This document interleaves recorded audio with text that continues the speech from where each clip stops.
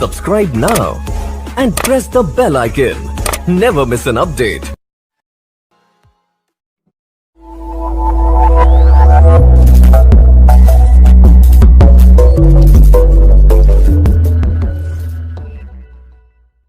आपके लिए जो फर्स्ट कार्ड आया है वो है प्रिंसेस ऑफ स्वॉर्ड का। ये कार्ड कहीं ना कहीं ये बता रहा है कि हो सकता है कि मंथ में आप बहुत ही लॉजिकल डिसीजंस लें। आप रिलेशनशिप में बहुत सफ़र कर रहे हो ऐसा लग रहा है, और हो सकता है आप कुछ ऐसे डिसीज़न लोगे जो आपको समझ में नहीं आएगा कि ये क्यों ले रही हूँ, बट हो सकता है सबकॉन्शियसली आपका दिल और दिमाग अब एक कंक्लूज़न चाहता है, कुछ चाहता है कि करेक्ट हो। हो सकता है में आप बहुत ही लॉजिकल डिसीज़न लें अपने रिलेशनशिप को लेकर के, बट ये इसका मतलब ये नहीं है कि आप अपने रिलेशनशिप में अपने पार्टनर से प्यार नहीं करते।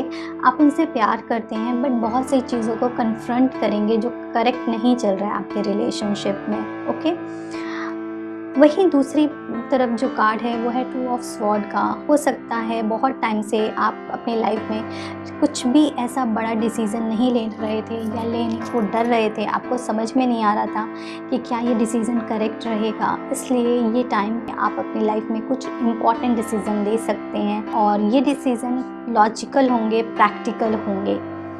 ओके, मुझे ऐसा लग रहा है कि हो सकता है इस सिचुएशन में आपकी कुछ ज़्यादा मदद नहीं करेगा कोई भी।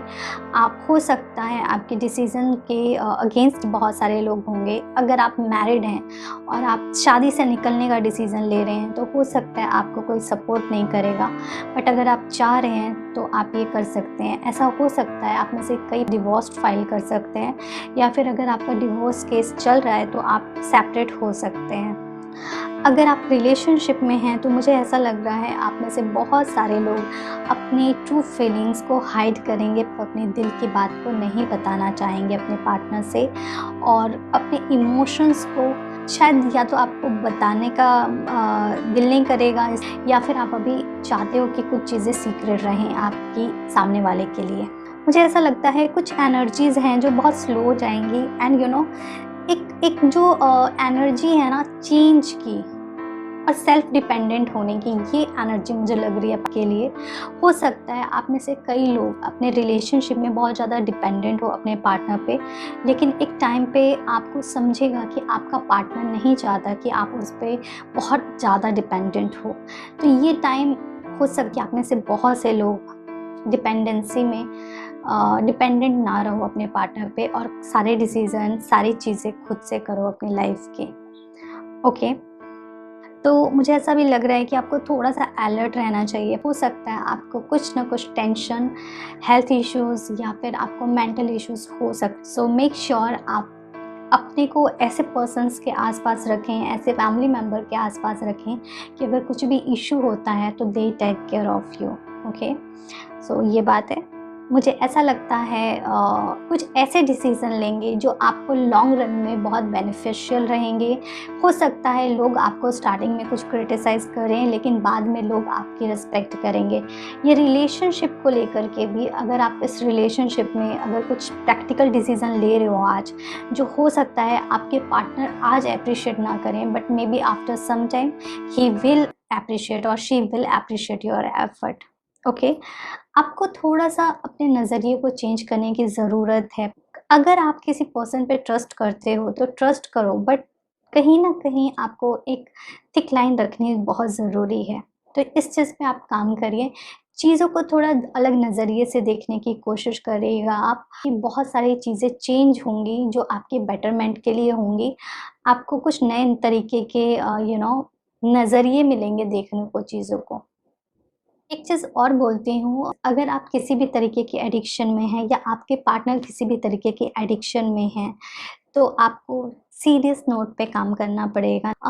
Addiction could be anything, anything like alcohol, phone addiction और any addiction. I hope you understand, any addiction अगर आपके रिलेशनशिप में हमेशा प्रॉब्लम क्रिएट करेगा, तो इस चीज़ पे आपको काम करने की ज़रूरत है। एंड जो भी अननेसेसरी बर्डन है आपकी लाइफ का, उसको आपको निकालने की बहुत ज़रूरत है, क्योंकि अगर आप नहीं उसको लाइट करोगे अपने बर्डन्स को अपनी लाइफ से, अपने रिलेशनशिप से, तो ये रिलेशनशिप को बहुत ही प्रॉब्लम क्रिएट करेगा। जो एंजल मैसेज है आपके लिए, फर्स्ट कार्ड है वो है वेजिटेरियन, वेगन का।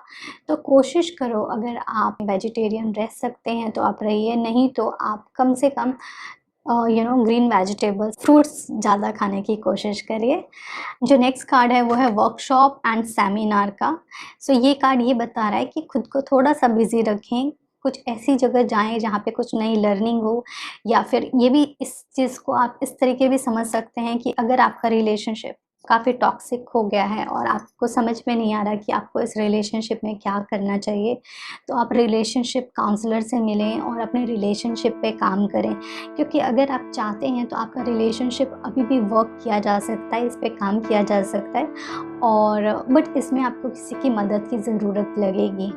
ओके, अगर आप किसी दोस्त से बात करना चाहते हैं, दोस्त से करें, किसी फ्रेंड से फैमिली मेम्बर से चाहते हैं, फैमिली मेम्बर से करें, और नहीं तो रिलेशनशिप काउंसलर्स के पास जाएं और अपने रिलेशनशिप पे काम करें। ठीक है, ये आपकी रीडिंग थी। आई होप ये रीडिंग आपको थोड़ी मदद करे और आप कुछ बेटर डिसीज़न लो अपनी लाइफ में।